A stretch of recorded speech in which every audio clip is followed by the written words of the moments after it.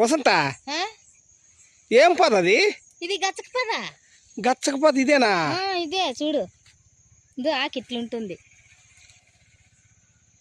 అబ్బా అంత మొత్తం ముండ్లేనే ఆకు ఇట్లుంటుంది. ఆకు ఇట్లుంటుంది. అసలు దీన్ని పెరుక్కోవాలన్నా కూడా చాలా జాగ్రత్తగా పెరుక్కోవాల. కాయలు ఆకు కింద గానీ ఉన్నాయి ముండ్లు, కాయలు గానీ ముండ్లే. ఇవి గచ్చకాయలు. గచ్చకాయలు ఇదో కాయలు ఇట్లుంటాయి చూడు, ఎంత భయంకరంగా ఉన్నాయి ముండ్లు. అవునే, దీని లోపల ఉంటాయి ఇవి గచ్చకాయలు. గచ్చకాయలు అవి ఏమిటి తరము? ఇవి ఆడుకోవచ్చు, చిన్నప్పుడు బాగా ఆడతా గచ్చకాయలు ఆట అంటారా? ఆడతా అంటే అవునే, ఎంత బాగుండయి. దీని ఆకు వచ్చి, ఈ ఆకు అప్పుడప్పుడు మనకు ఈ పొదుగడుపు బిగదీసేస్తుంది. ఇట్లా వంగలేము, లేయలేము, కూర్చోంటే లేలేము, లేస్తే కూర్చోలేము, అట్లా అయిపోతుంది. అంత దూరం కూడా నడచలేము.